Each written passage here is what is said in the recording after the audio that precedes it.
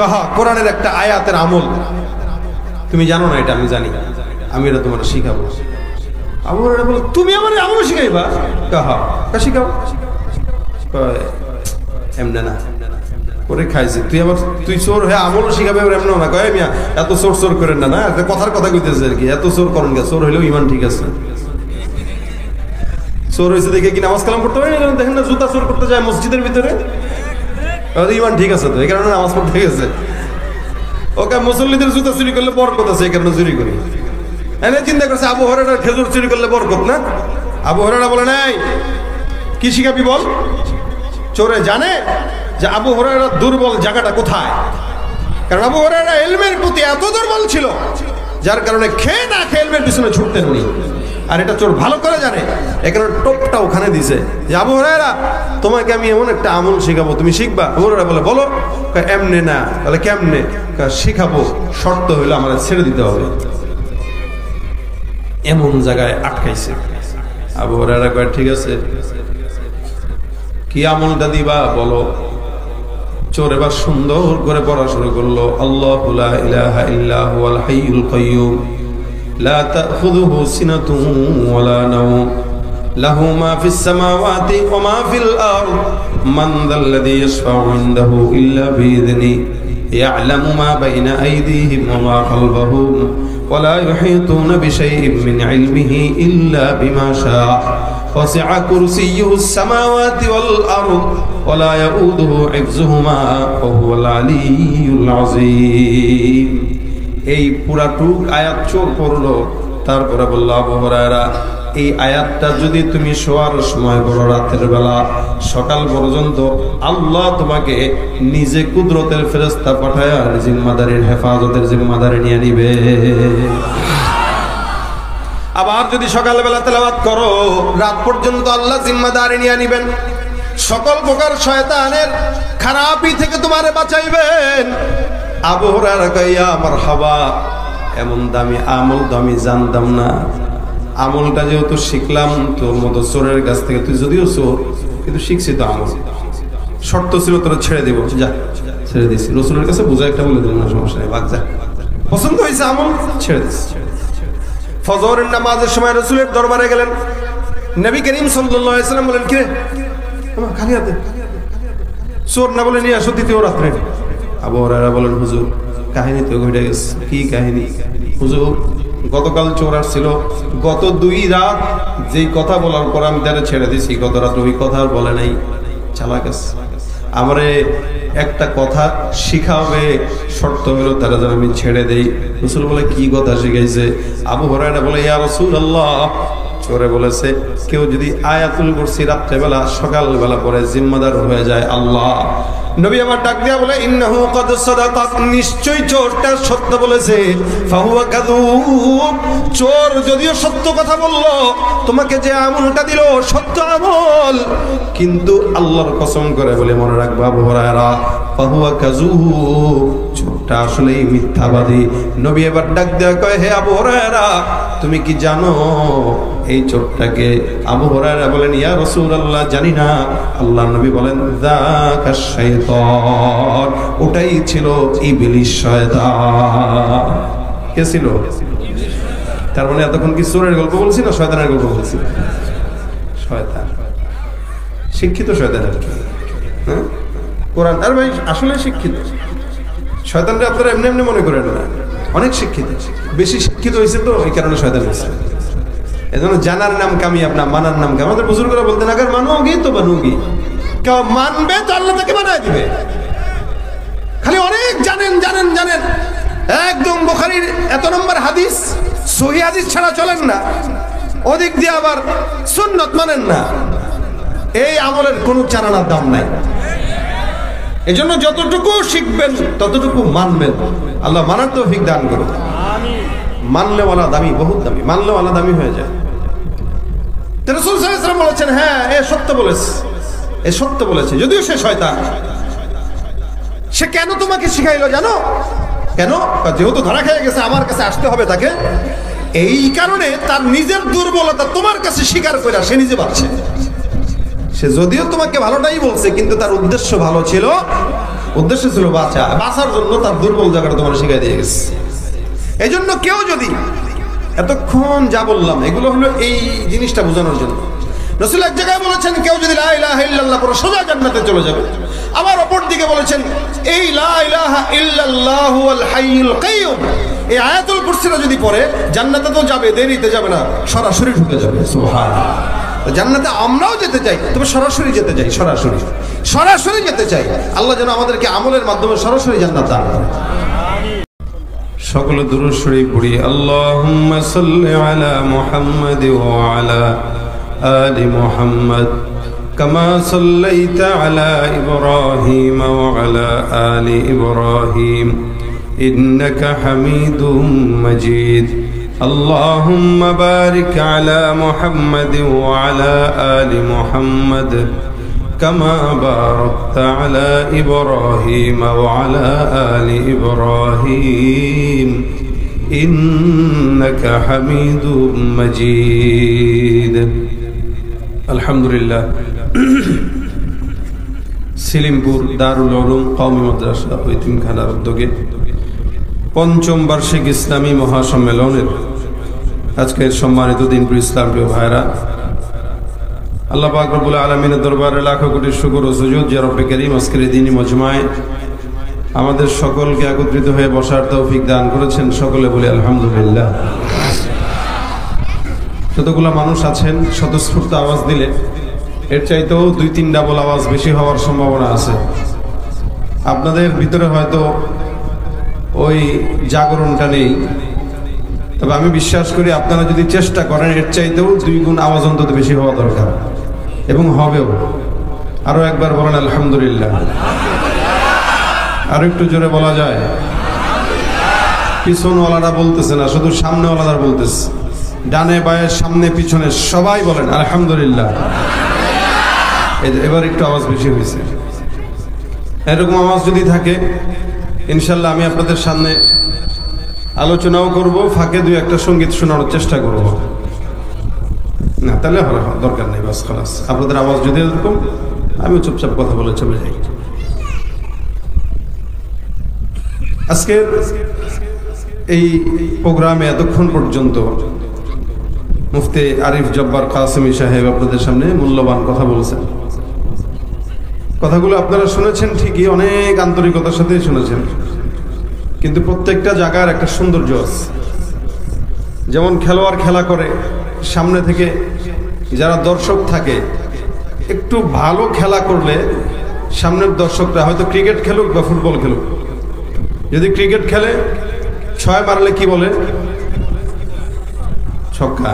নাকি জানেন না আপনারা? তো ভাব এমন ধরতেছেন যে আমরা বুজুর্গ, আমরা কিছুই জানি না। ফুটবল খেললে কি বলেন? জোরে বলেন না। আচ্ছা, তখন কি খেলোয়াড় আপনাকে বলে এই গোল বলস না? বলে হয় না? ভাই জোরে জোরে গোল কন, আমি আসি আরেকটু দিই, এটা বলে কেউ? বলা লাগবে কেন? আপনাদের স্বতঃস্ফূর্ত চিল্লা নিতে তো ওরা গোল দেয়। সব জায়গার একটা ব্যাপার আছে, সবকিছুর একটা সৌন্দর্য আছে। খেলোয়াড়ের খেলা দেখে যদি দর্শকটা চুপচাপ ঘুমায়, খেলোয়াড় চিন্তা করবে কিরে কোন বলদদের সামনে আমি খেলতেছি। আমি আর ওই শব্দটা আপনাদের সামনে ইউজ করলাম না। সুতরাং আমি কবরস্থানে বসছি এটা আমরা বুঝায়েন না।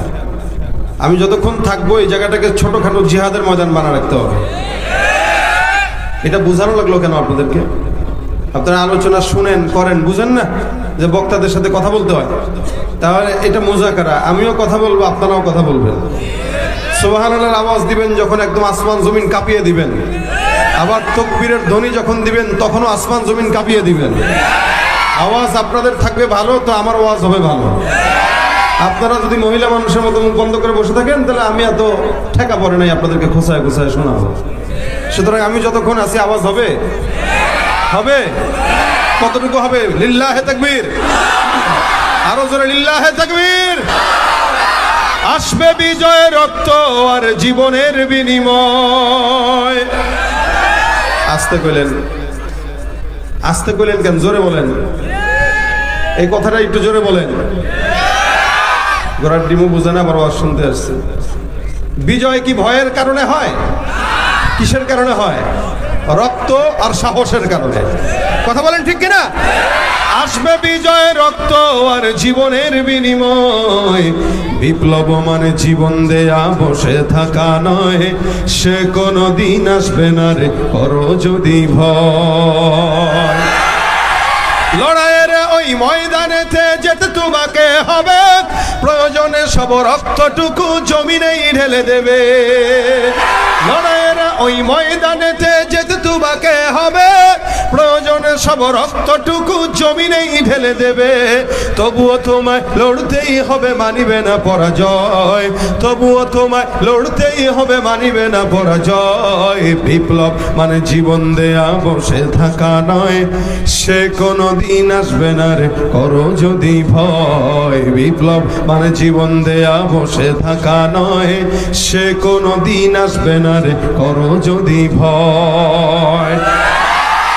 কোথা থেকে কোন ভিনদেশি শকুন আমার দেশে এসে সেবার নামে বসলো জুড়ে মীর জাফরের বেশে। ওদের করতে নাস্তানাবুদ হতে হবে নির্ভয়, ওদের করতে নাস্তানাবুদ হতে হবে নির্ভয়। বিপ্লব মানে জীবন দেয়া বসে থাকা নয়, সে কোনো দিন আসবে না রে করো যদি ভয়। ঠিক না? ভয় করবো কাকে?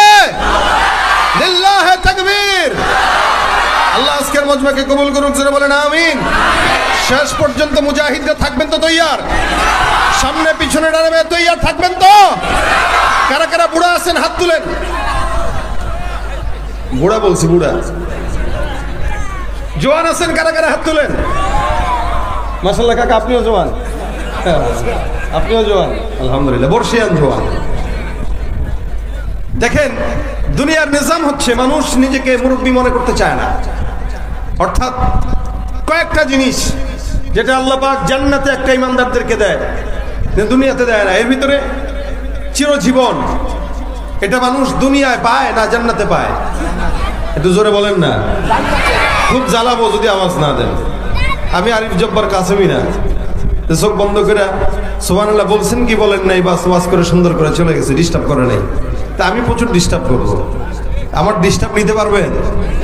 যদি ডিস্টার্ব একটু নেন তাহলে কিছু শুনতে পারবেন, আর না নিলে শোনাবো না, চুপচাপ ওয়াজ করে চলে যাব। কারণ আমি যদি বলেন যতক্ষণ আছে ততক্ষণ ওয়াজ করেও সারতে পারবো, আবার মাঝ ফাঁকে ফাঁকে দু একটা সঙ্গীত শুনাইলেও শোনাইতে পারবো। সম্পূর্ণটা আপনাদের উপরে ভিত্তি করবে। আপনারা সজাগ তো আমি সজাগ, ঠিক আছে? তাহলে দুনিয়া থেকে চিরজীবন পায় কেউ? কোথায় পায়? জান্নাতে পায়। এবার আসেন চিরযৌবন, এটা কোথায় পায়? তার মানে দুনিয়াতে মানুষ আজীবন জোয়ান থাকে। এখন আমি জোয়ান শুনছি 2022 সালে আপনাদের এখানে আসছি, আমার মনে পড়ছে পরে। তো আজকেও আল্লাহ পাক আনছেন। 2022-এ আরেকটু জোয়ান ছিলাম, এখন একটু বুড়া হয়েছি, মানে তখনের চেয়ে এখন একটু বুড়া হয়েছি। আবার 5 বছর পরে আরেকটু বুড়া হব, মোটামুটি 15 বছর পরে আর শরীরে শক্তি টক্তি কমা শুরু হয়ে যাবে। এই যে কমবে, এখন ইনারা যারা আছেন ইনাদের কিছুটা কমতেছে, ইনাদের তাও আমাদের চেয়ে ভালো আছে। কেন? ইনারা যেটা খাইছে পিওর খাইছে, ওনারা যেভাবে চলছে পিওর ভাবে চলছে, আমরা সব ভেজাল। এই কারণে এই ফরমালিন যুক্ত হয়ে গেছি আমরা। তা আমার কথা হলো দুনিয়াতে মানুষ চিরজীবন যেমন পায়, চিরযৌবনও পায়। কথা বুঝেন নাই? দুনিয়াতে চিরজীবন পায় না। তার মানে দুনিয়াতে কতটুকু পায় বলে ক্ষণস্থায়ী। ঠিক তেমনই ভাবে যৌবনটাও দুনিয়াতে কি, কিন্তু স্থায়ী কোনটা বলো ওপারে। মানুষ দুনিয়াতে বাঁচতে চায় কিন্তু এখানে পায় না। আবার দুনিয়াতে জোয়ানও থাকতে চায় কিন্তু এখানে জোয়ান থাকতে পারে না।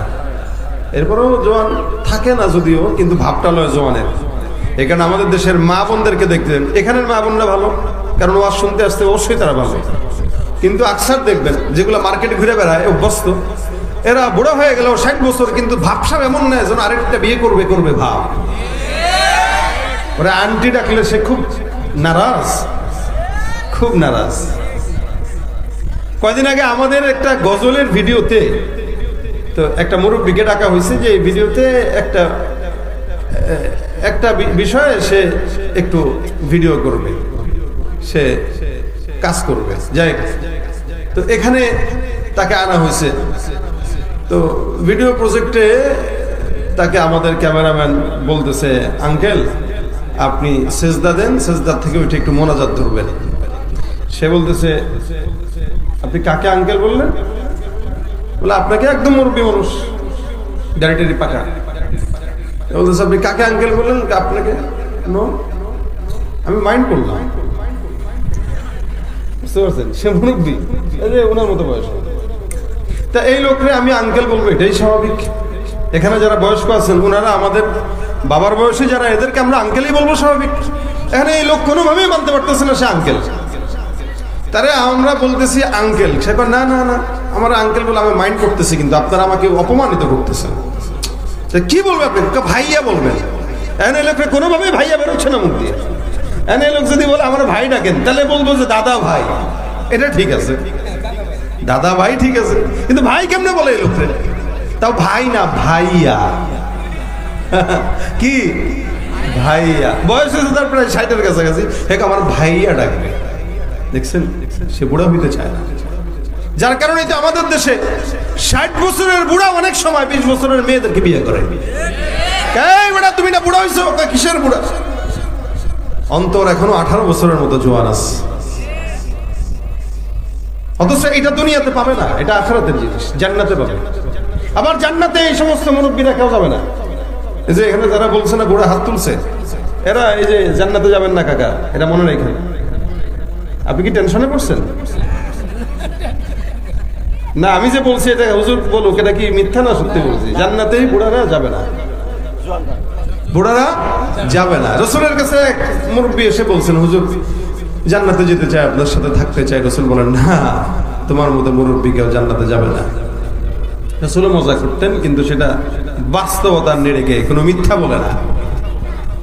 তেমন মুরব্বী কাঁদতে কাঁদতে বেহুশ হয়ে যাচ্ছে। হুজুর কি বলে? আপনি বলছেন জান্নাতে যাব না, তাহলে কেমনে সম্ভব জান্নাতে যাওয়া?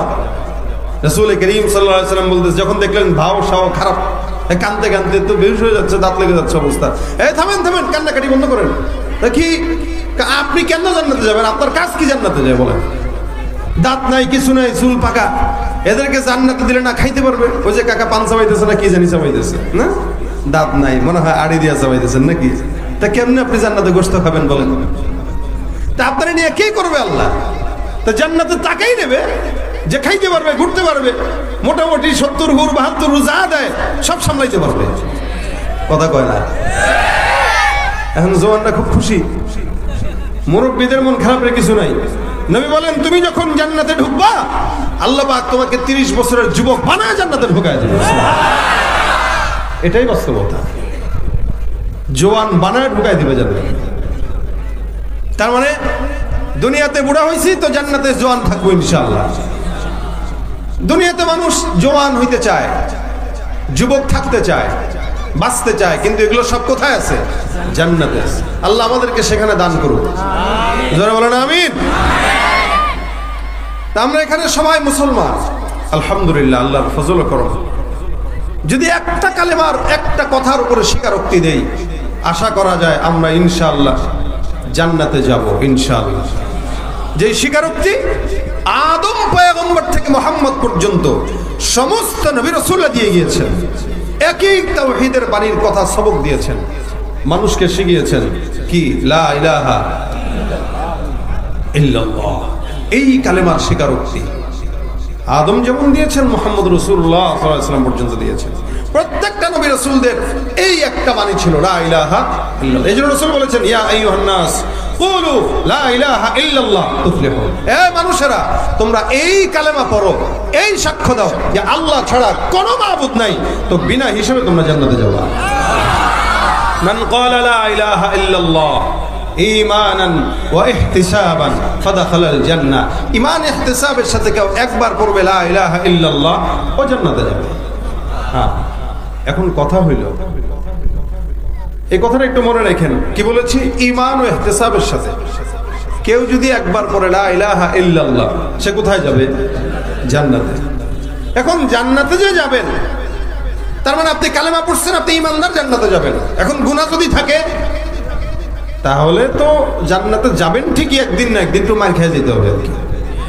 কি বলেন? একটু মার খেয়ে যাওয়া লাগবে।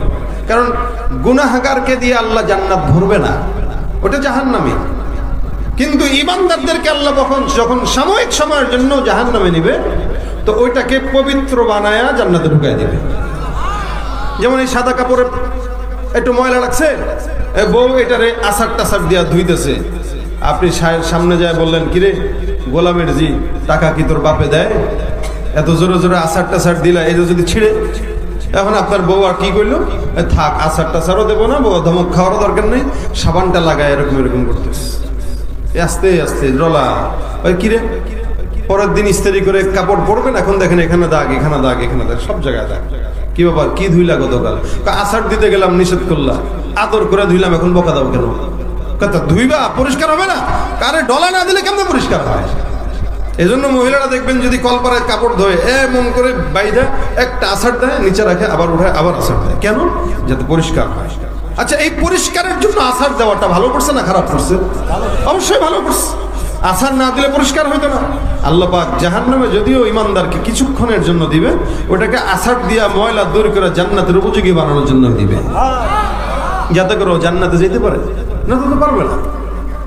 এই জন্য রাসূল বলেন, কেউ একবার ইমানের সঙ্গে পড়বে তো জান্নাতে যাবে, কিন্তু জান্নাতে কবে যাবে এটা তো বলে নেই। হয়তো 2 বছর পরে যাবে, 10 বছর পরে যাবে, 1 লক্ষ বছর পরে যাবে, 1 কোটি বছর পরে যাবে। এখন জান্নাতে যাওয়ার হাজারো পথ আছে। এই হাজারো পথের ভিতরে কোনো পথে সরাসরি যাওয়া যায়। যেমন কেউ যদি শাহাদাত বরণ করে তো বিনা হিসেবে জান্নাতি হয়ে যায়, সাথে সাথে জান্নাতি হয়ে যায়, সাথে সাথে জান্নাতি হয়ে যায়। এটা একটা পথ। আপনাদের টাঙ্গাইলে আসার অনেক পথ আছে, এই কালিহাতিতে আসার। কেউ টঙ্গী হয়ে ঘুরে আসতে পারবে, কেউ সাভার দিয়ে আসতে পারবে, কেউ ময়মনসিংহ দিয়ে আসতে পারবে, এদিক দিয়ে জামালপুর দিয়ে যারা আছে এরাও আসতে পারবে। অর্থাৎ কারো যদি টাঙ্গাইল উদ্দেশ্য হয়, সে অনেকগুলো রাস্তা ব্যবহার করে এখানে আসতে পারবে। কারো হয়তো সময় বেশি লাগবে, কারো হয়তো কম লাগবে। রাসূল সাল্লাল্লাহু আলাইহি ওয়াসাল্লাম বলেছেন, কেউ যদি একাত্মবাদের এই সবককে স্বীকার করে একটা আমল করে, আল্লাহর নবী বলেন, এই যে দুনিয়া আর এই যে জান্নাত, মাঝখানে একটা পর্দা আছে, ও দুনিয়ার জমিন থেকে মৃত্যুর পর্দাটা ছিঁড়বে, সরাসরি জান্নাতে পড়বে। আমলটা বলবো, কথা কয় না? রাসূল আমল দিয়েছেন, হাজারো আমলের ভিতরে অন্যতম আমল এটা। পরে বলতেছি, খালি এতটুকু মাথায় রাখেন, কেউ লা ইলাহা ইল্লাল্লাহর স্বীকারোক্তি দিল, সে জান্নাতি হবে, কিন্তু কবে হবে এটা বলা যায় না। এখন যদি সরাসরি জান্নাতে যেতে চান, তাহলে আরেকটা আমল নবী দিয়েছেন, ওইটা নিয়ে আজকে আলোচনা করবো ইনশাআল্লাহ। কি? আল্লাহ পাক কোরআনে একটা আয়াত দিয়েছেন। রাসূল সাল্লাল্লাহু আলাইহি ওয়াসাল্লাম একবার হযরত উবাই ইবনে কাব রাদিয়াল্লাহু তাআলা আনহুকে প্রশ্ন করলেন, উবাই বলো তো কোরআনের সবচাইতে দামি আয়াতটা কোনটা? সবচাইতে দামি আয়াতটা কোনটা? হযরত উবাই ইবনে কাব সহ সকল সাহাবা আজমাইনদের হালত ছিল আল্লাহ রাসূলের উপরে বর্তায় দিতেন, যে উনি জানে, ভালো জানে, রাসূল ভালো জানে, আল্লাহ ভালো জানে। রাসূল সাল্লাল্লাহু আলাইহি ওয়াসাল্লাম বলেন, না, বলো কোরআনের ভিতরে সবচাইতে দামি আয়াত কোনটা, ফজিলতপূর্ণ আয়াত কোনটা? উবাই ইবনে কাব বলে, যেহেতু রাসূল দ্বিতীয়বার আমাকে প্রশ্ন করলেন, তা আমি একটু ফিকির করা শুরু করলাম কোন আয়াতটা হইতে পারে। তা আমি ফিকির করে করে আমার কাছে মনে হইল, কোরআনের সূরা বাকারার আয়াতুল কুরসি যে আয়াতটা আছে, এই আয়াতটাই কোরআনের ভিতরে হয়তো সবচাইতে ফজিলতপূর্ণ আয়াত। উবাই ইবনে কাব বলেন, ইয়া রাসূলুল্লাহ, কোরআনে আমার খেয়াল মতে আয়াতুল কুরসিটা সবচাইতে ফজিলতপূর্ণ দামি আয়াত। নবী উবাই ইবনে কাবের বুকে একটা থাপ্পড় দিলেন, শাবাশ, বলে না শাবাশ বেটা, এরকম করে একটা থাপ্পড় দেয়া বললেন, আল্লাহ তোর ইলমে বরকত দিক, তুই যেটা বলছিস ও ভাই এটাই সত্য। আল্লাহর কোরআনের ভিতরে সবচাইতে দামি আয়াত, ফজিলতপূর্ণ আয়াত আয়াতুল কুরসি। সুবহানাল্লাহ। কারণ এই আয়াতের ভিতরে আল্লাহ পাক রব্বুল আলামিনের ফজিলত বর্ণনা করেছেন। শুরুতে আল্লাহ পাক একত্ববাদের সবক দেয়া দিলেন, আল্লাহু লা ইলাহা ইল্লা হুয়াল হাইয়ুল কাইয়ুম। এই শুরুতে লা ইলাহা ইল্লাল্লাহ, এই যে লা ইলাহা ইল্লাল্লাহ সবকটা আল্লাহ পাক দিয়ে দিলেন, তার মানে আল্লাহ ছাড়া আর কোনো ইলাহ নাই। এই কথাটার স্বীকারোক্তি দেওয়ার জন্যই নবী আমাদেরকে বর্ণনা করে শিখিয়ে দিলেন। আমার পয়গম্বর বারবার বলেছেন, ইয়া আইয়ুহান নাস কুলু লা ইলাহা ইল্লাল্লাহ তুফলিহু। এই ইমানদার, হে লোক সকল, আল্লাহর নবী সাল্লাল্লাহু আলাইহি ওয়াসাল্লাম সমস্ত বান্দাদেরকে ডাক দিয়া বলছেন, ইয়া আইয়ুহান নাস, মানুষেরা। এখানে মুমিন বলেন নাই, ইহুদি বলেন নাই, নাসারা বলেন নাই। তার মানে যে কোনো মানুষ যদি এই স্বীকারোক্তি দেয় আল্লাহর নবীর কথা অনুযায়ী, ওই ব্যক্তিটা জমিনের মধ্যেও সফল, জান্নাতেও সফল। এখানে আল্লাহ পাক রব্বুল আলামিন বলেছেন, ইয়া আল্লাহু লা ইলাহা ইল্লা হুয়াল হাইয়ুল কাইয়্যুম। আল্লাহ এমন একজন মালিক, যেই মালিকের সঙ্গে কোনো ইলাহ নাই, যে আল্লাহ একজন রব, যার সঙ্গে অন্য কোনো শরীক নাই। আল্লাহ পাক রব্বুল আলামিন একজন, জমিনের মধ্যে অন্য কোনো রব নাই। এই জন্য ভাইরা আমার, আল্লাহ পাক রব্বুল আলামিন অন্য আয়াতের মধ্যে বলেন, আরে এই জমিনের মধ্যে কোনো আল্লাহ যদি ডাবল হয়ে যেত, দুইজন হইতো, আল্লাহ পাক রব্বুল আলামিন বলেন লা ফাসাদাতা, এই আসমান জমিনের মালিক একজন না হয়ে দুইজন যদি হইতো, আসমান আর জমিন সব ধ্বংস হয়ে যেত। আমার আল্লাহ পাক রব্বুল আলামিন বলেন, যদি রব দুইজন হইতো তাহলে জমিন টিকতো না, আসমান টিকতো না। একজন বলতো এখন সূর্য উঠবে, আরেকজন বলতো না এখন চন্দ্র উঠবে, লাগতো নি ব্যাস। এলাকার ভিতরে নেতা যদি ডাবল থাকে, বেশি হয়, তখন দেখবেন কর্মী কারে থয়ে কারে মানবে, প্যাচ লেগে যায়। আর নেতা যদি একজন হয়, সবাই তাকে মানার জন্য সহজ হয়ে যায়। রব যদি একজন হয়, গোটা দুনিয়া চলার জন্য সহজ হয়। আর রব যখন বেশি হয়ে যায়, তখন দুনিয়ার টিকতো না। যার কারণে আল্লাহ পাক বলেন, আল্লাহুস সামাদ, লাম ইয়ালিদ ওয়া লাম ইউলাদ ওয়া লাম ইয়াকুল লাহু কুফুয়ান আহাদ। আসমান আর জমিনের নিচে যা কিছু আছে, অথবা আসমান আর জমিনে যিনি যা কিছু সৃষ্টি করেছেন, তিনি একজন আল্লাহ। এটা ইহুদিরাও বিশ্বাস করে, নাসারাও বিশ্বাস করে, সারা দুনিয়ার সমস্ত মাখলুকাত বিশ্বাস করে। এই জন্য আল্লাহ পাক রব্বুল আলামিন অন্য আয়াতে বলেন, তোমরা যদি ইহুদি নাসারাদেরকে প্রশ্ন করো, ওয়ালা ইন সাআলতাহুম মান খালাকাস সামাওয়াতি ওয়াল আরদা লা ইয়াকুলুনাল্লাহ। ইহুদি নাসারাকে যদি কেউ প্রশ্ন করে, বলো তো আসমান আর জমিনটা কে বানাইলো, এই সমস্ত কিছু কে সৃষ্টি করলো? আল্লাহ পাক রব্বুল আলামিন বলেন, ওয়ালা ইন সাআলতাহুম মান খালাকাস সামাওয়াতি ওয়াল আরদা, আসমান আর জমিন কে বানাইলো, তাদেরকে যদি প্রশ্ন করা হয়, আল্লাহ পাক রব্বুল আলামিন বলেন, লা ইয়াকুলুনাল্লাহ। ওই ইহুদি নাসারা যারা আছে, আসমান আর জমিন সৃষ্টি করার প্রশ্নের ক্ষেত্রে তারা বলবে, এই সকল কিছু একমাত্র সৃষ্টি করেছেন যিনি, তিনি হলেন আমাদের আল্লাহ। কে? কথা বলেন, কে? তুমি পারো করতে মোচন অভাব দুঃখী লোকে, তুমি পরম মুক্তিদাতা, মালিকে জগতের, তোমার কাছে চাই যে পানা আমরা প্রতিদিন, তোমার দয়ায় পূর্ণ আমার সারা নিশিদিন। কার দয়া? ওয়ালা ইন সাআলতাহুম মান খালাকাহুম লা ইয়াকুলুনাল্লাহ। এরে তাদেরকে যদি সৃষ্টি করা হয়, তাদেরকে সৃষ্টি করেছে কে? তারা বলবে কে? আল্লাহ। তার মানে এরাও জানে আল্লাহ একজন আছে সৃষ্টিকর্তা, আমরাও জানি আমাদেরকে সৃষ্টি করেছেন কে? আল্লাহ। তারাও স্বীকার করে আল্লাহ সৃষ্টি করলেন, আমরাও স্বীকার করি আল্লাহ সৃষ্টি করেছে। কিন্তু পার্থক্য কোথায়? আল্লাহ পাক রব্বুল আলামিন বলেন, তোমরাও বিশ্বাস করো আল্লাহ একজন আছে, তারাও বিশ্বাস করে আল্লাহ একজন আছে, কিন্তু তোমাদের বিশ্বাস তাদের বিশ্বাসের মধ্যে আসমান আর জমিন তফাৎ। আমার আল্লাহ পাক এই কারণে অন্য আয়াতের ভিতরে ডাক দিয়া বলেন, ওয়াকালাতিল ইয়াহুদু উযাইরুন ইবনুল্লাহ, وقالت اليهود عزير ابن الله وقالت النصارى المسيح ابن الله। ইহুদিদেরকে যদি প্রশ্ন করা হয়, আরে ইহুদিরা বলে ওজাইর একজন নবী ছিলেন, যেই নবীটা আল্লাহর সন্তান, নাউজুবিল্লাহ। বলেন তো, ইহুদিরা বলে ওজাইর হলো আল্লাহর সন্তান, নাসারা বলে মাসিহ ঈসা হলো আল্লাহর সন্তান। ইহুদিরা আল্লাহর সঙ্গে সন্তান বানায় দেয়, নাসারারাও আল্লাহর সন্তান একজনকে বানায় দেয়। আর আমরা মুসলমান যারা আছি অকপটে আমরা স্বীকার করি কুল হুয়াল্লাহু আহাদ আল্লাহুস সামাদ লাম ইয়ালিদ ওয়া লাম ইউলাদ ওয়া লাম ইয়াকুল লাহু কুফুয়ান আহাদ। আমরা যারা এখানে বসবাস করতেছি বা এই মাহফিলের মধ্যে আছি, আল্লাহর কসম করে বললেও হানে যাব না। আল্লাহর ঈমান মানতে যায়, আল্লাহকে এক রব মানতে যায়, যদি জীবন দেওয়া লাগে জীবন একবার নয় কোটিবার দিতে হতো। এটা আমাদের ঈমান।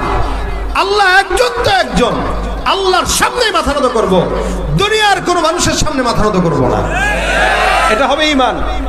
আল্লাহকে মানবেন, আমার নেতার পা চাটবেন, আল্লাহকে মানবেন, পীরের কদমে সিজদা দিবেন, এটা ঈমানদারের নামে ভণ্ডামি ছাড়া কিচ্ছু না। ভাইরা আমার, ইহুদিরা আল্লাহকে মানে আবার শরীক করে, নাসারাও আল্লাহকে মানে শরীক করে, সবাই আল্লাহকে মানে আবার সূর্যকেও মানে, চন্দ্রের পূজা করে, মাটিকে সেজদা দেয়, গাছকে সেজদা দেয়, মূর্তি বানায় তারপরে সেজদা দেয়। আল্লাহ বলেন সব হলো কাফের মুশরিক। কিন্তু ইমানদার যারা যারা আল্লাহকে মানবে তারা আল্লাহ ছাড়া আর কারো শরীক করবে না আল্লাহর সাথে, এটাই হলো মুমিন। এই জন্য আল্লাহ শিখায় দিলেন আল্লাহু লা ইলাহা ইল্লা হুয়াল হাইয়ুল কাইয়্যুম। এই আমরা যে রবকে রব মানি, এই রব দুর্বল না, এই রব দুর্বল না। কেমনে? আল্লাহ তার পরিচয় এখানে দিয়ে দিয়েছেন, আল হাইয়ুল কাইয়্যুম। আল হাইয়ুল কাইয়্যুম, যিনি আল্লাহ, যিনি একক, ইনার গুণ হইল হাইয়ুল কাইয়্যুম। তিনি চিরঞ্জীব, তার চির শক্তিশালী। আল্লাহ পাক রব্বুল আলামিন রব হিসেবে বলেন তো আমাদের ঘুম দরকার আছে না? হ্যাঁ, আমরা ঘুমাই। যেমন আমরা যারা মাহফিল টাফিল করে বেড়াই, এদের ঘুম একটু কম হয়, যার কারণে মেজাজটা একটু খিটখিটে থাকে। তো অনেক সময় রাত্রে ঘুমাইতে পারি, কখনো 1 ঘন্টা ঘুম জুটে রাতে, কখনো জুটেও না, দিনের বেলা ঘুম হয়। তো কখনো দিনের বেলা ঘুমাইলেও 2 ঘন্টা 1 ঘন্টা, কখনো তো এরকম গেছে 1 দিন 2 দিন 3 দিন চলে যায়, ঠিক মতো বিছানায় শোয়ার সুযোগ পাই না, যার কারণে একটু মেজাজ খিটখিটে থাকে, যে কোনো অল্প কথায় রাগ করাটা স্বাভাবিক হয়ে যায়। এখন আল্লাহ পাক রব্বুল আলামিন যে একজন রব, তিনার কি কোনো ঘুম দরকার আছে? হ্যাঁ আছে। তন্দ্রা হয়? আচ্ছা, যদি আল্লাহর ঘুম দরকার হইতো, এত ব্যস্ততার ভিতরে তো আল্লাহ ঘুমাইতে পারতো না? পারতো নি? কথা কয় না, পারতো? আরে ভাই, সারা দুনিয়া আল্লাহ পাক রব্বুল আলামিন দেখেন, এই সব কিছুর পরে আল্লাহর ঘুমানোর সময় কই? এখন যদি আল্লাহর ঘুম লাগতো, আর যদি ঘুমটা ঠিক মতো না হইতো, আমরা যে অন্যায় করি ভাই, পিটায় আমাকে হোতালে তো আল্লাহ রাগে না। ঘুম তো হয় নাই, তা ঘুম যেহেতু হয় নাই, মালিকের তো মেজাজ টেজাজ গরম হওয়াটাই স্বাভাবিক, ঠিক কিনা?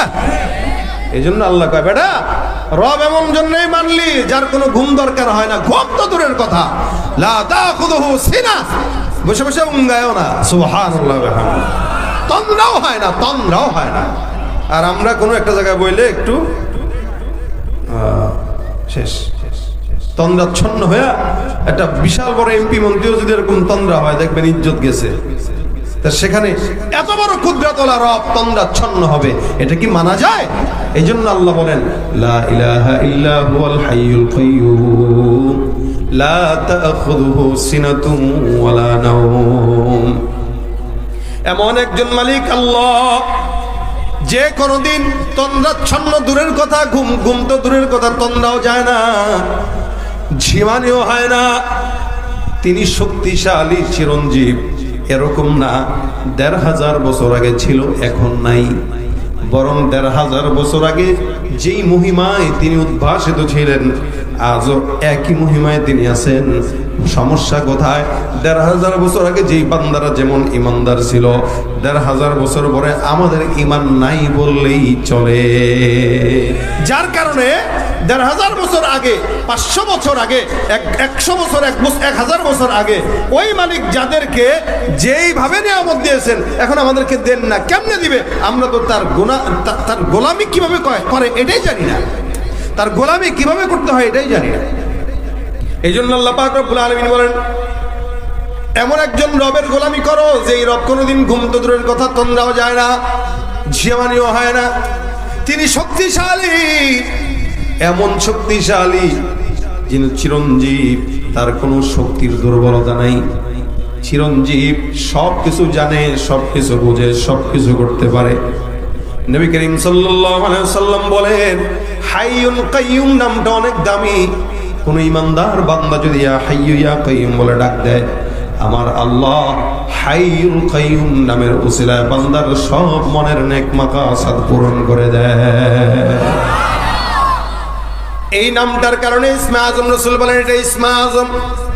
আল্লাহর নবী অন্য হাদিসের ভিতরে বর্ণনা করে, আয়াতুল কুরসি এমন ফজিলতপূর্ণ আয়াত, কোরআনের ভিতরে সবচেয়ে উঁচু শিখরে যেই সূরা সেটা হলো বাকারা, আর বাকারার মধ্যে সবচেয়ে উচ্চ আসন যে আয়াতটা আছে সেটাই হলো আয়াতুল কুরসি। শুধু তাই নয়, এটা এমন একটা দামি আয়াত, নবী বলেন এই আয়াতের একটা জিহ্বা আছে, দুইটা ঠোঁট আছে। সুবহানাল্লাহ। নবী বলেন আয়াতুল কুরসির একটা জিহ্বা আছে, দুইটা ঠোঁট আছে। আয়াতুল কুরসি তার জিহ্বার ঠোঁট দিয়া আল্লাহর আরশের নিচে বসে বসে আল্লাহর কুদরতি কদমের সেজদায় পড়ে পড়ে আল্লাহর জিকির আদায় করে। ভাইরা আমার, খুব বুঝবেন এটা আল্লাহ পাক রব্বুল আলামিনের হাবিবের বাণী। এই জন্য রাসূল বলেন এই শব্দ এখানে দুইটা আছে, হাইয়ুল কাইয়ুম। এই দুইটা অনেক দামি শব্দ। এই দামি শব্দ যদি কেউ দাম হিসেবে মেনে নেয়, আল্লাহ পাক রব্বুল আলামিন তার মনের আশা পূরণ করে দেয়। বদরের যুদ্ধে সাহাবা আজমাইনদের সংখ্যা মাত্র 313 জন। কাফেররা কতজন? কাফেররা 1000। 1000-এর মোকাবেলায় 313 জন। নবী আমার সাল্লাল্লাহু আলাইহি সাল্লাম যুদ্ধের প্রস্তুতি নেন নাই। কাফের বেঈমানেরা যুদ্ধের জন্য তৈয়ার। কি করবে রাসূল পেরেশান। সাহাবা আজমাইনদের কাছে লাঠিও নাই, তরবারিও নাই, ঘোড়াও নাই, উটও তেমন নাই, যুদ্ধের প্রস্তুতি নাই বললেই চলে। কি করবে, কি করবে? আল্লাহর নবী সাল্লাল্লাহু আলাইহি সাল্লাম সঙ্গে সঙ্গে দোয়ার মধ্যে পড়ে গেলেন। হযরত আলী রাদিয়াল্লাহু তাআলা আনহু বলেন, আমি পয়গম্বরের তাঁবুর ভিতরে গেলাম। আমি তাঁবুর ভিতরে যাই, দেখি আমার পয়গম্বর সিজদার ভিতরে ডুবে বারবার একটা নাম উচ্চারণ করে বলে, ইয়া হাইয়ু ইয়া কাইয়ুম। আল্লাহর কাছে এই নাম দুইটা দোয়া ধরে বারবার দোয়া করে। আলী বলেন, আমি একবার নবীর কাছে গেলাম, বারবার দেখলাম আল্লাহর রাসূল এই কথা বলেন। আবার ঘরে, আবার যুদ্ধের ময়দানে চলে গেলাম। সাহাবা আজমাইনদেরকে ডাক দিয়া বললাম, হে সাহাবা আজমাইনের দল, তোমরা টেনশন মুক্ত থাকো। আমি আমার নবীকে ইয়া হাইয়ু ইয়া কাইয়ুম করে দোয়া করতে দেখছি। নবী বলেছেন কেউ যদি এই দুইটা নাম দিয়া দোয়া করে, আমার আল্লাহ পাক রব্বুল আলামিন এই দুইটা নামের বরকতে বান্দার দোয়া কবুল করে নেয়। নবী বলছেন কেউ যদি করে, আর সেটা যদি নবী করে, কবুল হবে কি হবে না? আরো বেশি। রাসূল দোয়া করতেছেন ইয়া হাইয়ু ইয়া কাইয়ুম। আলী বলেন, আমি আবার গেলাম তার রাসূলের তাবুতে, তাকায় দেখলাম আমার নবী ডাক দিয়ে বলে, ইয়া হাইয়ু ইয়া কাইয়ুম।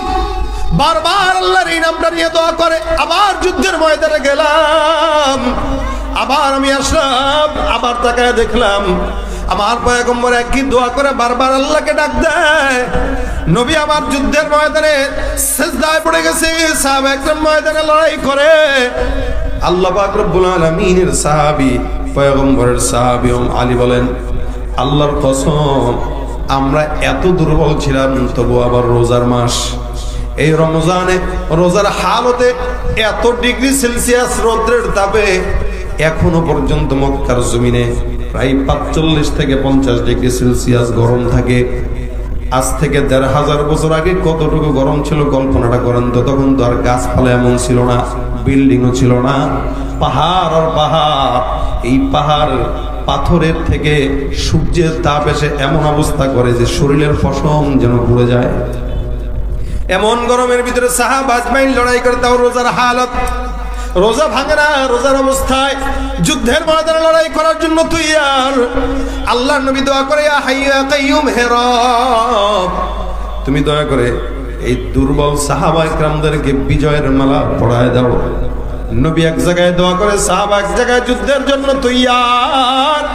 সাহাবা আজমাইন বলে, আমরা যেন যুদ্ধের ময়দানে দেখলাম কেমন যেন আসমান থেকে আমার আল্লাহ পাক রব্বুল আলামিন সাদা পোশাকওয়ালা আসমানের ফেরেশতাদেরকে যুদ্ধ করার জন্য আল্লাহ পাক প্রেরণ করে দিয়েছে। আল্লাহ পাক ডাক দেয়া বলেন লাকাদ নাসরাকুমুল্লাহু বিবাদরিন ওয়া আনতুম আদিল্লা। এ বান্দারা মনে রাখবা তোমরা ছিলে একদম দুর্বল, তোমাদের শক্তি সামর্থ্য ছিল না, তোমাদের লড়াই করার মতো যোগ্যতাও ছিল না। তোমরা আমি আল্লাহ যদি সাহায্য না করতাম তোমরা লাঞ্ছিত হয়ে যাইতা, পরাজিত হয়ে যাইতা। আমি আল্লাহ বদরের যুদ্ধে স্বয়ং নিজে থেকে যুদ্ধের ময়দানে জিহাদে শামিল হয়ে গেছি। নবী দোয়া করেছেন ইয়া হাইয়্যু ইয়া কাইয়্যুম, নবী দোয়া করেছেন, আল্লাহ দোয়া কবুল করছেন। যার কারণে কই 1000 কই 313, তাও নাই তরবারি, তাও নাই কিচ্ছু। আর আবু জাহেলে আল্লাহ এমন লাঞ্ছনা করে মৃত্যু দিয়েছি, মারছে তার সমতুল্য কেউ না, পোলাপান নাবালেগ দুধের বাচ্চা মারছে। আজীবন যেন টেনশন করে কমরা পেরেশান হয়ে যায়, কিরে আমার বাবার মতো একজন পাওয়ারফুল নেতারে এই ছোট ছোট বাচ্চাদেরকে দিয়ে মারলো, কেমন বেইজ্জতি, এর চেয়ে বেইজ্জতি আর কিছু হতে পারে না। আল্লাহ এমন ভাবে ধরছে। এই জন্য নবী বলেন কেউ যদি এই দুইটা নাম দিয়ে ডাক দেয় আল্লাহ দোয়া কবুল করে, কি করে না? ভাইরা আমার, এই জন্য আয়াতুল কুরসি কে রাসূল করিম সাল্লাল্লাহু আলাইহি ওয়াসাল্লাম বলেছেন এটা ইসমে আযম, এটা পড়ে দোয়া করবা, দোয়া কবুল হয়। যার কারণে আমাদের অনেক আকাবির বুজুর্গার দিন ছিলেন যারা পানির মধ্যে যায় নামাজ বিছায় তারপরে আসছে, বাতাসের মধ্যে যায় নামাজ বিছাইছেন, এরকম বুজুর্গদের কথাও আছে। তার মানে তারা নিয়ত খালেস করে ইসমে আযম পড়ছে, আল্লাহ পাক সেটার ফল দিয়ে দিয়েছেন। আমাদের নিয়ত দুর্বল, যার কারণে আমলও দুর্বল। আল্লাহ নবী সাল্লাল্লাহু আলাইহি ওয়াসাল্লাম বলেছেন কেউ যদি লা ইলাহা ইল্লাল্লাহ পড়ে জান্নাতি, তবে যদি সহজে জান্নাতে যেতে চায় তাহলে আমল কি? হাদিস শরীফে পয়গম্বর বলেন মান ক্বারা আয়াতুল কুরসি ফি দুবুরি কুল্লি সালাতিন মাকতুবা লাম ইয়ামনাহু মিন দুখুলিল জান্নাতি ইল্লা আন ইয়ামুত। নবী বলেন ফজর, যোহর, আসর, মাগরিব, এশা এই 5 ওয়াক্ত নামাজের পরে কোন বান্দা যদি পড়ে আয়াতুল কুরসি তেলাওয়াত করে, রাসূল বলেন এই বান্দার জান্নাতে আর দুনিয়ার মাঝখানে একমাত্র বাধা থাকবে মওত। মৃত্যুবরণ করতে দেরি হবে, লেকিন জান্নাতে যেতে দেরি হবে না। সুবহানাল্লাহ, জোরে বলেন সুবহানাল্লাহ। জান্নাতে যাওয়ার সহজ রাস্তা না কঠিন রাস্তা? এই ফ্যানটা এদিকে দিয়ে রেখে, একদম আসান তরিকার রাস্তা। জান্নাতে যাওয়ার সহজ রাস্তা হলো রাসূল বলেন কেউ যদি আয়াতুল কুরসি তেলাওয়াত করে 5 ওয়াক্ত নামাজের পর, এখন মুশকিল হলো 5 ওয়াক্ত নামাজ তো আমরা পড়িই না, ঠিক না, অভ্যাসই নাই। ফজরের জামাত দেখলে মনে হয় এদেশে ইমানদার বলতে কেউ নাই। আর এই যে জুমার রাত চলতেছে, আগামীকাল জুমার দিন দেখবেন মসজিদগুলোতে মুসল্লি জায়গা হয় না। জুমার নামাজের মুসল্লি দেখলে মনে হয় এদেশে ইমানদার ভরা, আর ফজরের নামাজের মুসল্লি দেখলে মনে হয় এদেশে বেঈমান আর নাস্তিক ভরা। কথা বলেন ঠিক কিনা? তুমি রমজান এলে রাখো না রোজা, দিনকে করো আঘাত, পয়সা কড়ির নেই তো অভাব, দাও না তো যাকাত, ঠিক কিনা? রমজান এলে রাখো না রোজা, দিনকে করো আঘাত, পয়সা কড়ির নেই তো অভাব, দাও না তো যাকাত। তুমি ইমানদারির বড়াই করো, নেই তোমার ইমান, তুমি ইমানদারির বড়াই করো, নেই তোমার ইমান। তুমি কেমন মুসলমান? তুমি শেষ। কোথায় গেছেন? ঘুমায় গেছেন? কম কেমন মুসলমান তুমি? নামাজের সাথে নাই পরিচয়, মানো না কোরআন, নামাজের সাথে নাই পরিচয়, মানো না কোরআন। তুমি কেমন মুসলমান? তুমি কেমন মুসলমান? সুদের টাকায় প্রাসাদে গড়, ঘুষও ছাড়ো না, দিন দুঃখী না খেয়ে মরে খবর রাখো না। ঘুষ খেয়ে বিচার করো সাজিয়া প্রধান, তুমি ঘুষ খেয়ে বিচার করো সাজিয়া প্রধান। তুমি কেমন মুসলমান? কেমন মুসলমান? ঠিক না? আচ্ছা বলেন নামাজ দরকার আছে না মুসলমান হইতে গেলে? নামাজ তাই তো মূল। রাসূল বলেছেন যার নামাজ নাই তার কি নাই? ইমানই নাই। ইমানই নাই যার নামাজ নাই। নামাজ, রোজা, হজ, যাকাত এগুলো ইসলামের খুঁটি। ভাইরা আমার, আল্লাহ পাক রব্বুল আলামিন এর হাবিব বলেছেন কেউ যদি 5 ওয়াক্ত নামাজের পরে পড়ে তাহলে জান্নাতে যাওয়ার জন্য বাধা দিবে যে সে হলো মউত। তোমরা যতদিন মরতেছি না ততদিন তো আর জান্নাত পাওয়ার সম্ভাবনাও নাই। যদি মরেই যাই তো জান্নাত সোজা মিলে যাবে। সুবহানাল্লাহ। শুধু তাই না, আয়াতুল কুরসি যদি কেউ পাঠ করে আল্লাহ পাক রব্বুল আলামিন ওই বান্দাকে সমস্ত প্রকার শয়তান জিন্নাত থেকে হেফাজত করবেন। সুবহানাল্লাহ। সব জিন্নাত থেকে আল্লাহ পাক হেফাজত করবেন, জিন্নাতের ওয়াসওয়াসা থেকে। এখন কিন্তু এটা বাড়ছে অনেক, দেখবেন কালো জাদু, টোনা, হ্যাঁ, এগুলো অনেক বাড়ছে। তো যত প্রকার শত্রুতা হোক, কেউ যদি আয়াতুল কুরসিটা সবসময় পড়ে ইনশাআল্লাহ একইনের সাথে করবেন, আল্লাহ আপনাকে সব কিছু থেকে হেফাজত করবেন। বিশ্বাস যেমন কাজও তেমন। আনা ইনদা জন্নি আবদি, আল্লাহ বলেছেন বান্দা আমার উপর ধারণা যতটুকু রাখবে আমি ততটুকুই দেব। ধারণা দুর্বল তো দেওয়াও দুর্বল, ধারণা সবল দেওয়াও সবল। ধারণা যদি সত্য হয়, ধারণা যদি সত্য হয়, একই যদি মজবুত হয়, ওই আল্লাহ যখন দিয়েছিলেন এখনো তো সে আল্লাহ দিতে পারে। কথা বলে না, পারে না? শুধু মনে রাখে, কেউ যদি জিন্নাতের কবলে পড়ে শয়তান ওয়াসওয়াসা হয়, আয়াতুল কুরসি বললে হেফাজত করবেন কে? আবু হুরায়রা রাদিয়াল্লাহু তাআলা থেকে বর্ণিত হাদিসে আবু হুরায়রা রাদিয়াল্লাহু তাআলা বর্ণনা করে আল্লাহর নবী সাল্লাল্লাহু আলাইহি ওয়াসাল্লাম আমাকে সদকার মাল কিছু আমানত দিয়েছেন। খুব বুঝেন, সদকার মাল কিছু আমানত দিয়েছেন। রাসূল সাল্লাল্লাহু আলাইহি ওয়াসাল্লাম বলেছেন, আবু হুরায়রা এগুলো রাখো। আমি ওই মালগুলো রাখলাম, পাহারা দিচ্ছিলাম। একদিন রাত্রে বেলা হঠাৎ করে তাকায় দেখি আমার ঘরের মধ্যে চোর আসছে চুরি করার জন্য। আমি তাকায় দেখলাম ওই সদকার যে মালগুলো আছে ওখান থেকে কিছু খেজুরও পকেটে পড়তেছে, একটা ব্যাগ আনছে ওটাতে পড়তেছে। আমি আর ধরলাম, এই হ্যাঁ তুমি এগুলো নাও কেন? কে তুমি? চোর। চোর চোর করে ধরছে আবু হুরায়রা। বেচারা কয় না আল্লাহর কসম আমি চোর না। এই চোরের তো আলুতি এটা। 100 বার চুরি করার পরে গো ভাই আমি আর জিন্দগিতে করব না। 1000 বার করলেও সেটাই বলবে এবং কসম খাবে। এগুলো হলো চোরদের আলামত। আবু হুরায়রা রাদিয়াল্লাহু তাআলা ধরলেন, চোর কয় ভাই আর জিন্দগিতে চুরি করব না। সন্তান না খাওয়া ছিল, বিবি না খাওয়া ছিল, আমার সমাজ, আমার ঘরের ভিতরে যারা যারা আছে, মা, বিবি, বাচ্চা, এগুলো সবাই না খাওয়া, কাজ কাম পাই না, যার কারণে অভাবের তাড়নায় সব নষ্ট হয়েছে। আল্লাহর হস্তে তুমি আমরা মাফ করে দাও। আবু হুরায়রা কয় না না, মাফ করা যাবে না, তুই চুরি করতে আসছিস, তোর রাসূলের কাছে নেব। এবার কসম টসম খায় আবু হুরায়রার দিল নরম করে দেয়। আবু হুরায়রা বলে, যাও, যদি আর জিন্দেগিতে না আসো মাফ করে দিলাম। সকালবেলা ফজরের নামাজের সময় মসজিদে নববীর দিকে যায়। নবী ডাক দিয়ে বলে, আবু হুরায়রা কই রাতের বেলা যেই চোরটা তোমার ঘরে আসছিল ওই চোরটা কোথায়? আল্লাহর নবীর সাহাবী আবু হুরায়রা কয়, ইয়া রাসূলুল্লাহ রাতের বেলা তো আপনি আমার ঘরে ছিলেন না, কেমনে জানলেন? রাতে যখন চুরি হয় তখন নবী ছিলেন না। নবী কোথায়? আবু হুরায়রা কোথায়? বলেন তো নবীকে জানায় কে? আল্লাহ। এ আবু হুরায়রা চোর কই? হুজুর চোরটা অনেক কান্নাকাটি করছে, তার নাকি বাবা মা খাবার পায় না, বিবি খাবার পায় না, ছেলে খাবার পায় না, মায়া লেগে গেছে, মাফ করে দিচ্ছি, ছেড়ে দিচ্ছি। রাসূল কয়, মায়াটা পাত্র ঠিক মতো জায়গায় দেখাইতে পারো নাই। তার মানে আজকে রাত্রেও আবার সে চুরি করতে তোমার ঘরে যাবে। আবু হুরায়রা কয়, হুজুর কি বললেন এটা?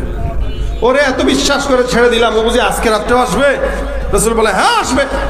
আসলে তো তাহলে খবর আছে। ঠিক আছে, ধরে নিয়ে এসো, আমার কাছে আইনো। আবু হুরায়রা ঘরের ভিতরে পাহারা দেয়। চোর মশাই পরের রাত্রে হাজির। আবু হুরায়রা ধরলেন, ধরার পরে আবার ডাক দেয়া, কি ব্যাপার, গতকাল না ওয়াদা করলি, আজকে আবার কেন আসলি? আমাদের দেশের কিছু কিছু নেতার অবস্থা, ওয়াদা করে লেকিন খেলাফ করে। ওয়াদা করে রাখে না, ভোটের আগে কয়েক কথা, ভোটে জিতার পরে হয় আরেক জিনিস, যার কারণে জুতার তলা ক্ষয় হয়, নেতাদের দেখা পাওয়া যায় না। এখন ওয়াদা তো করেই কত কিছু, ভোট দিলে এই করবো সেই করবো না, কিন্তু ভোট পাওয়ার পরে, নেতা হওয়ার পরে পাচার করে দাদা বাবুদের কাছে পাঠায় দেয়, আমেরিকায় দ্বিতীয় বাড়ি বানায়।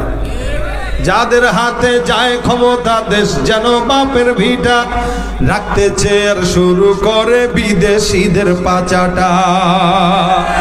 যাদের হাতে যায় ক্ষমতা দেশ যেন বাপের ভিটা, রাখতে চেয়ার শুরু করে বিদেশিদের পাচাটা। বিদেশিদের কথা মতো চালায় ওরা নিজের দেশ, দেখতে দেখতে গোল্লায় গেল আমার সোনার বাংলাদেশ। কেউ দিল না সবাই নিল, আমরা যে কলুর বলদ, সারা বছর নেয় না খবর, নির্বাচনে খুব দরদ, ঠিক কিনা? কেউ দিল না সবাই নিল, আমরা যে কলুর বলদ, সারা বছর নেয় না খবর, নির্বাচনে খুব দরদ। নির্বাচনের আগে নেতা ধরে কত রকম বেশ, দেখতে দেখতে গোল্লায় গেল আমার সোনার বাংলাদেশ, ঠিক না? চোর ধরা খাইছে দ্বিতীয় দিন। আবু হুরায়রা কয় আজকে রাসূলের কাছে নিবই। কথা বুঝতেছেন? আজকে রাসূলের কাছে নিবেই। চোরে কয় আল্লাহ, যদি নবীর কাছে যাই তাহলে তো মুশকিল।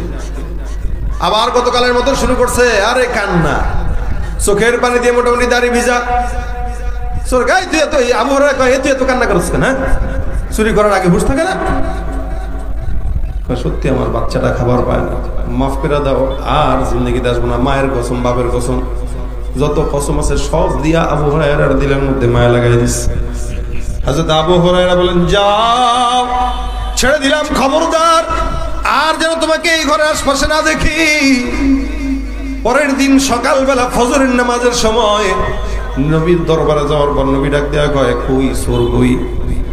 আবু হুরায়রা কয়, হুজুর এমন কান্নাকাটি দিছে, মায়া লেগে গেছে, ছেড়ে দিছি। নবী বলেন, এটা সব চমৎকার বাটপার চোর, মনে রাখবা 2 রাত তোমাকে ধোকা দিছে, আজকে রাতটাও তোমার ঘরে চুরির জন্য ঢুকবে। তার মানে আজকে যদি ঢুকে কয়দিন? 1 দিন, 2 দিন, 3 দিন, কি সহ্য করা যায়?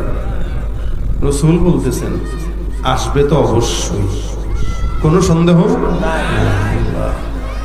হ্যাঁ হ্যাঁ হ্যাঁ, পরের দিন আমার আজকে আমার একদিন কি তোর একদিন, দড়ি মরি নিয়ে একদম তুই, আর আজকে আসবি তো বান। আমাদের দেশের মোটামুটি একটা পকেট মাইর চোর 5 টাকা চুরি করে এই মাইর খেয়ে বোতা হয়ে যায়, ঠিক না? আপনারাই বোতা বানান, কিন্তু কোটি কোটি কোটি কোটি টাকা যারা চুরি করে এদেরকে আবার সালাম দেয় না। এটা একটু পছন্দ কম হয়েছে, কারণ এটা রাজনীতির কথা না, এজন্য পছন্দ কম হয়েছে। আপনাদের দোষে, আমাদের দোষের কারণেই আমাদের দেশের অবস্থা। যদি আমরা চোরদেরকে সালাম না দিতাম, চোর দেখলে যদি পিছন থেকে লাগ দিতাম, এই চোর যায়, চোর যায়, চোর যায়, তাহলে চুরি করার দুঃসাহস করতো না। অথবা ইসলামী আইন যদি থাকতো তাহলে চুরি করার দুঃসাহস কেউ করতো না। আবু হুরায়রা বলে, রাসূলের কাছে তোরে নেব, নবী তোর বিচার করবে, তার মানে হাত কাটা হবে। চোর ভয় পেয়ে গেছে, আরে নবীর কাছে যাওয়া মানেই তো হাত কাটা। ইসলামী শরীয়তের আইন হলো চোর চুরি করবে, সাথে সাথে হাত কাটা হয়ে যাবে। এজন্য বলি, নবী নাই তো কি হচ্ছে, উম্মতের উলামা একরামের কাছে বিচারের কার্যক্রম দিয়ে দেন, তাহলে প্রত্যেকটা চোরের হাত কাটার বিচারে দেশে আইন জারি হয়ে যাবে ইনশাআল্লাহ। যদি বিচার হইতো, দ্বিতীয় কোনো চোর, সেটা জাগা চোর হোক, টাকা চোর হোক, পুকুর চোর হোক, রাস্তা চোর হোক, অথবা বিভিন্নভাবে চুরি হোক, কেউ চুরি করার সাহস করত না। আবু হুরায়রা রাদিয়াল্লাহু তাআলা বলেন, নবীর কাছে আজকে তোমাকে নেওয়া হবে। তৃতীয় রাত চোর ধরা খেয়ে গেছে। এবার চোরে কি বলবে, কি ধরে মাফ চাবে, টেনশনে পড়ে গেছে। আজকেও যদি বলে যে আমার বাচ্চা খায় না, কয়দিন এক কথা শুনে, তো ডাক দিছে এক কোনায় চোর বসা, আবু হুরায়রা এক জায়গায় বসা, চুপ করে বসে দেখবি, কোনো কথা বলবি না, তুই কথা বললেই মুশকিল, কথা বলে মায়া লেগে যায়। রোহামা উবাইনাহুম, তারা তাদের দিলে অনেক মায়া ছিল, কিন্তু কুফরির বেলায় কিন্তু কঠোর ছিল। চোর তো চুরি না করছে, কুফরি তো আর করে নাই, মায়া লাগে যায়। এই চুপ, কোনো কথা বলবো না, বসে থাকো। আবু হুরায়রাকে কিছুক্ষণ পর চোর ডাক দিয়ে দিছে, ও আবু হুরায়রা, কোনো কথা কবি না, সত্যি আমার পোলাপান যদি খাইতো তোমার কাছে কি বারবার আসতাম? কয় একটাও কথা আর হবে না, আজকে তোরে ধরছি, রাসূলের কাছে নেবই। সরে মনে মনে কয়, আরে 3 দিন একই কথা বলতেছি, সিরা কয় কতবার ভিজে, একটু সুরত চেঞ্জ করতে হবে, পাল্টাইতে হবে। সুরত কেমনে চেঞ্জ করবে? আস্তে আস্তে আবু হুরায়রা আমি চমৎকার একটা আমল জানি, তুমি কি শিখবা? সুবহানাল্লাহ। কে বলতেছে? বলতেছে আমি চমৎকার একটা আমল জানি, তুমি কি শিখবা? চোর বলতেছে তুই আমারে আমল শিখাবি? আবু হুরায়রা রাদিয়াল্লাহু আনহু বলতেছে তুই আমারে আমল শিখাবি? কাহা কোরআনের একটা আয়াতের আমল তুমি জানো না? এটা আমি জানি, আমি এটা তোমার শিখাবো। আবু হুরায়রা বলে তুমি আমারে আমল শিখাইবা? কাহা শিখাও। এমনে না করে খাইছে, তুই চোর হ্যাঁ আমল শিখাবে এমন না। কয় মিয়া এত চোর করেন না, না কথার কথা কইতেছে আর কি, এত চোর করেন গে? চোর হইলেও ইমান ঠিক আছে। চোর হয়েছে দেখে কি নামাজ কালাম করতে পারে? দেখেন না জুতা চোর করতে যায় মসজিদের ভিতরে, ইমান ঠিক আছে তো, এই কারণে নামাজ পড়তে গেছে। ওকে মুসল্লিদের জুতা চুরি করলে বরকত আছে, এই কারণে চুরি করি। এনে চিন্তা করছে আবু হুরায়রা খেজুর চুরি করলে বরকত না? আবু হুরায়রা বলে নাই কি শিখাবি বল? চোরে জানে যে আবু হুরায়রা দুর্বল জায়গাটা কোথায়, কারণ আবু হুরায়রা ইলমের প্রতি এত দুর্বল ছিল যার কারণে খেয়ে না খেয়ে ইলমের পিছনে ছুটতেন উনি। আর এটা চোর ভালো করে জানে, এখানে টোপটা ওখানে দিছে যে আবু হুরায়রা তোমাকে আমি এমন একটা আমল শিখাবো, তুমি শিখবা? আবু হুরায়রা বলে বলো। এমনে না। বলে কেমনে? শিখাবো, শর্ত হইলো আমার ছেড়ে দিতে হবে। এমন জায়গায় আটকাইছে। আবু হুরায়রা কয় ঠিক আছে, কি আমলটা দিবা বলো। চোর এবার সুন্দর করে পড়া শুরু করলো, আল্লাহু লা ইলাহা ইল্লা হুয়াল হাইয়ুল কাইয়্যুম লা তাখুযুহু সিনাতুন ওয়ালা নাওম লাহু মা ফিস সামাওয়াতি ওয়া মা ফিল আরদ মান যাল্লাযী ইয়াশফা'ু ইনদাহু ইল্লা বিইذনি ইয়া'লামু মা বাইনা আইদিহিম ওয়া মা খালফাহুম ওয়া লা ইউহীতুনা বিশাইইন মিন ইলমিহি ইল্লা বিমা শাআ وسع كرسيه السماوات والأرض ولا يؤوده حفظهما وهو العلي العظيم।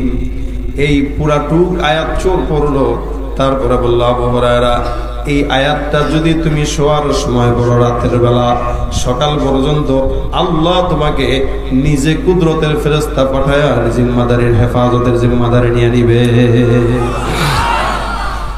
আবার যদি সকালবেলা তেলাওয়াত করো রাত পর্যন্ত আল্লাহ জিম্মাদারি নিয়ে নিবেন, সকল প্রকার শয়তানের খারাপি থেকে তোমারে বাঁচাইবেন। আবু হুরায়রা কইয়া মারহাবা, এমন দামি আমল তো আমি জানতাম না। আমলটা যেহেতু শিখলাম তোর মতো চোরের কাছ থেকে, তুই যদিও চোর কিন্তু শিখছি তো আমল, শর্ত ছিল তোর ছেড়ে দিব, যা ছেড়ে দিছি। রসুলের কাছে বুঝা একটা বলে দেব না, সমস্যা নেই, ভাগ যা, পছন্দ হয়েছে আমল ছেড়ে দিছি।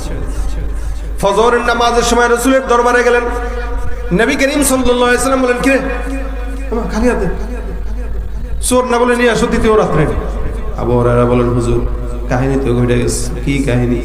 হুজুর গতকাল চোর আসছিল, গত 2 রাত যেই কথা বলার পর আমি তারে ছেড়ে দিছি, গত রাত ওই কথা আর বলে নাই, চালাক আছে। আমারে একটা কথা শিখাবে, শর্ত হলো তারা যেন আমি ছেড়ে দেই। রাসূল বলে কি কথা শিখাইছে? আবু হুরায়রা বলে ইয়া রাসূলুল্লাহ, চোরে বলেছে কেউ যদি আয়াতুল কুরসি রাত্রেবেলা সকালবেলা পরে জিম্মাদার হয়ে যায় আল্লাহ। নবী আমার ডাক দিয়া বলে ইন্নাহু ক্বাদ সাদাকাত, নিশ্চয়ই চোরটা সত্য বলেছে। ফাহুয়া কাযুব, চোর যদিও সত্য কথা বলল, তোমাকে যে আমলটা দিল সত্য আমল, কিন্তু আল্লাহর কসম করে বলে মনে রাখবা আবু হুরায়রা ফাহুয়া কাযুব, চোরটা আসলেই মিথ্যাবাদী। নবী এবার ডাক দেয়া কয় হে আবু হুরায়রা তুমি কি জানো এই চোরটাকে? আবু হুরায়রা বলেন ইয়া রাসূলুল্লাহ জানি না। আল্লাহর নবী বলেন যাকাশ শাইতান, ওটাই ছিল ইবলিস শয়তান। কে ছিল? তার মানে এতক্ষণ কি চোরের গল্প বলছি না শয়তানের গল্প বলছি? শয়তান, শিক্ষিত শয়তান আর কি। হ্যাঁ কোরআন আর ভাই আসলে শিক্ষিত শয়তানরা আপনারা এমনি এমনি মনে করেন না, অনেক শিক্ষিত, বেশি শিক্ষিত হয়েছে তো এই কারণে শয়তান হয়েছে। এজন্য জানার নাম কামিয়াব না, মানার নাম কামিয়াব। আমাদের বুজুর্গরা বলতেন আগে মানোগি তো বানুগি, কেউ মানবে তো আল্লাহ তাকে বানায় দিবে। খালি অনেক জানেন জানেন জানেন, একদম বুখারীর এত নম্বর হাদিস সহিহ হাদিস ছাড়া চলেন না, ওদিক দিয়ে আবার সুন্নাত মানেন না, এই আমলের কোনো চারানার দাম নাই। এজন্য যতটুকু শিখবেন ততটুকু মানবেন, আল্লাহ মানার তৌফিক দান করুন। মানলেওয়ালা দামি, বহুত দামি, মানলেওয়ালা দামি হয়ে যায়। রাসূল সাল্লাল্লাহু আলাইহি ওয়াসাল্লাম বলেছেন হ্যাঁ এ সত্য বলেছে, এ সত্য বলেছে, যদিও সে শয়তান। সে কেন তোমাকে শিখাইলো জানো? কেন? যেহেতু ধরা খেয়ে গেছে, আমার কাছে আসতে হবে তাকে।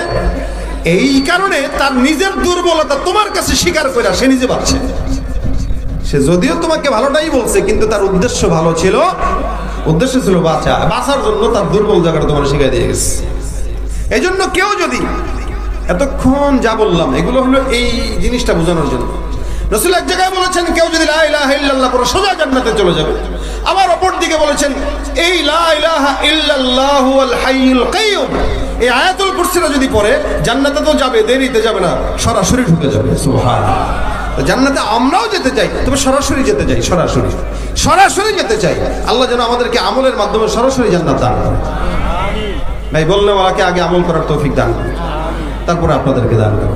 এই জন্য যাদের সন্তানদের পেটে ব্যথা হয়, হ্যাঁ রাত্রেবেলা অসুস্থ হয়ে গেছে, ভাই কোরআনের আয়াতের উপর শেফা আর কিচ্ছু নাই। অনুনাজ্জিলু মিনাল কুরআনি মা হুয়া শিফা, এটা সব শিফা। আপনি পড়া বাচ্চারা ফু দেন, আয়াতুল কুরসি পড়া ফু দেন, আপনার বাচ্চা সুস্থ হয়ে যাবে। ওই রাত্রেবেলা হুজুর পাবেন কই? এই জন্য বিবির পেটে বাচ্চার গায়ে আয়াতুল কুরসি পড়েন, নিজের গায়ে ফু দেন, এটাকে নিজের মামুলাতে ঢুকায় নেন যে আমি আমার 24 ঘন্টার মামুলাতের ভিতরে আয়াতুল কুরসিকে অন্য জায়গায় রাখবো, সাজায় রাখবো। সাজায় যখন রাখবেন আল্লাহ আপনাকে জান্নাতে সাজায় রাখবেন ইনশাআল্লাহ। আয়াতুল কুরসি দামি, যারা পারেন না তারা শিখবেন, আর যারা পারেন তারা পড়বেন। যারা পারেন না তারা শিখবেন, যারা পারেন তারা পড়বেন।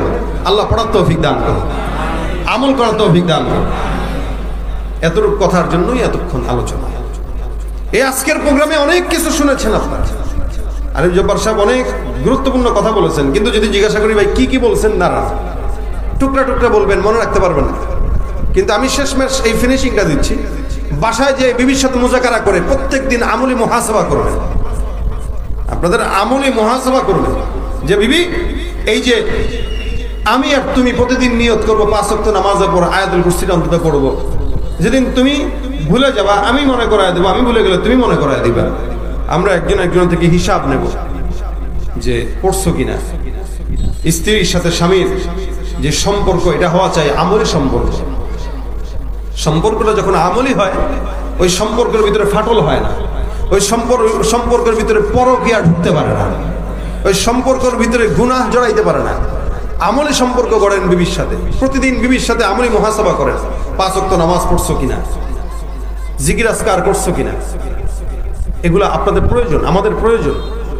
আমি আমার জিন্দগিতে চেষ্টা করি, আপনারাও করেন। বিবির সাথে আমলি মুহাসাবা করেন, ইনশাআল্লাহ আল্লাহ এই আমলি মুহাসাবার দ্বারা আমাদের ফায়দা দিবেন। আল্লাহ পাক আমাদের সকলকে কবুল করে বলেন আমিন। এই মাদ্রাসার মাহফিলে যদি আজকের এখান থেকে 10 জন যদি নিয়ত করেন, 10 জন যদি নিয়ত করেন যে আমরা ইনশাআল্লাহ আয়াতুল কুরসির আমলটা করব, এই কামিয়াব আজকের প্রোগ্রাম এটার জন্য, এতটুকুর জন্যই কামিয়াব, বাস ইনশাআল্লাহ কিছু দরকার নেই। এরপরও শেষমেশ আরো কিছু কামিয়াবের জন্য আবার বলি আপনাদের কাছে, যেহেতু মাদ্রাসাটার কাজ ধরবে, 4 বছর মাদ্রাসার বয়স, কিন্তু আলহামদুলিল্লাহ আমার কাছে মনে হয় এই 4 বছরে মাদ্রাসার যে রূপ দাঁড়া করাইছে, এই রূপ অনেক প্রতিষ্ঠানের 10 বছরেও দাঁড় হয় না, অনেক প্রতিষ্ঠানের 10 বছরেও হয় না। আলহামদুলিল্লাহ এই মাদ্রাসার 4 বছরে চমৎকার একটা রূপ দাঁড় করাইছেন। আরো বেশি হবে আপনাদের সহযোগিতা যদি থাকে। তা আমি আপনাদেরকে বলতে চাই, উঠাউঠি না করে মোনাজাত দিয়ে যাবো ইনশাআল্লাহ। শেষে আপনাদেরকে আরেকটা সঙ্গীত শোনাবো, কোনো সমস্যা নেই। তবে তার আগে কেউ যদি চান যে আমার হাতে দিবেন 5,000 হোক, 10,000 হোক, 20,000 হোক, এক গাড়ি সিমেন্ট হোক, এক গাড়ি ইট হোক, এক গাড়ি রড হোক, যদি কেউ দিতে চান একটু বলতে পারেন। মুসাফির মানুষ, আমি দোয়া করবো জুমার রাত আল্লাহ কবুল করুন ইনশাআল্লাহ। আজকে আমার অনেকে মেসেজ দিয়েছে, হুজুর টাঙ্গাইলে আসতেছেন বহুদিন পরে, আপনার গজলের বই থাকলে নিয়ে আসেন, আমরা গজল পছন্দ করি, মাদ্রাসার ছেলেপেলেরা, তাদের জন্য গজলের বই নিয়ে আসা হয়েছে। আমাদের দেশের যুবকের আগে গান শুনতো, আলহামদুলিল্লাহ এখন গজলের পাগল, ঠিক না? কারণ এই যে ইসলামী মানে সুরের পাগল, একসময় গান শুনতো, এখন দেখে কিরে ওইটার বিকল্প তো ইসলামী সঙ্গীত আছে। আলহামদুলিল্লাহ যে শুনছেন, আসার পরে মুরব্বীরাই আমার বলতেছে গজল গায়ে, মুরব্বীরা বলতেছে, তাহলে যুবকরা বুঝেন কি পছন্দ করে। গেলে এইটার দরকার আছে। তো ইনশাআল্লাহ শেষে আপনাদেরকে শোনাবো, যারা চর্চা করতে চান তারা বই নিতে পারেন, সমস্যা নেই। ফাঁকে আপনাদের কাছে আবেদন এটা যে মাদ্রাসার জন্য 1 গাড়ি, 2 গাড়ি, 5 গাড়ি, 10 গাড়ি, এই তো আপনারাই দিবেন, আপনারাই দিয়েছেন। শেষমেশ আপনাদের কাছে আবদার, যারা দেওয়ার আছেন একটু হাত উঠান, আল্লাহ পাক কবুল করবে ইনশাআল্লাহ। রাসূল সাল্লাল্লাহু আলাইহি ওয়াসাল্লামের এই শাহ ওলিউল্লাহ মুহাদ্দিস রবি রাহমাতুল্লাহ আলাইহি বলেছেন, যেই মার্কাজে রাসূল সাল্লাল্লাহু আলাইহি ওয়াসাল্লামের হাদিসের দর্স দেওয়া হয়, ওই মার্কাজের সাথে নবীর রওজার সাথে সম্পর্ক কানেকশন হয়ে যায়। তা এই মাদ্রাসার সাথে রসুলের রওজার সঙ্গে সম্পর্ক আছে। আপনারা এখানে তাল্লুক রাখা মানে রসুলের রওজার সঙ্গে আপনাদের তাল্লুক রাখা। এই জন্য কেউ আছেন যে আছেন শেষমেশ দিবেন, একটু একটু হাতটা ওঠান, শেষমেশ খালি কয়েকজনকে দেখতে চাই। আছেন কেউ? 5 বস্তা হোক, 10 বস্তা হোক, 5,000 হোক, 10,000 হোক, মাশাআল্লাহ মুরব্বি তোমারও কাছে না? হ্যাঁ, কি নাম? হ্যাঁ, সুলতান সাহেব 5,000 টাকা, আল্লাহ কবুল করে বলেন আমিন। ওই যে ওখানে কি যেন বললেন, কি নাম?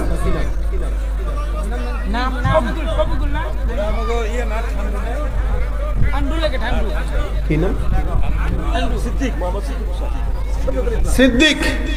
সুন্দর নামটা বলেন, সিদ্দিক। কি ঠান্ডা মান্য বলুন? সিদ্দিক সাহেব। সিদ্দিক সাহেব দিবে 10 বস্তা সিমেন্ট, আল্লাহ কবুল করো আমিন। হ্যাঁ, আর কে আছেন? একটু হরকত করেন, বাস 2 মিনিটে ইনশাল্লাহ আপনাদের জন্য মেহমানদারির ব্যবস্থা হচ্ছে। মাশাআল্লাহ, কি নাম? আব্দুর রহিম ভাই 5 বস্তা সিমেন্ট, আল্লাহ কবুল করুক, জানে মালে ব্যবসা বরকত দান করুক, হায়াতে রিজিক ও সাআত দান করুক আমিন। আর কে আছেন? 5 বস্তা, কি নাম বাবা?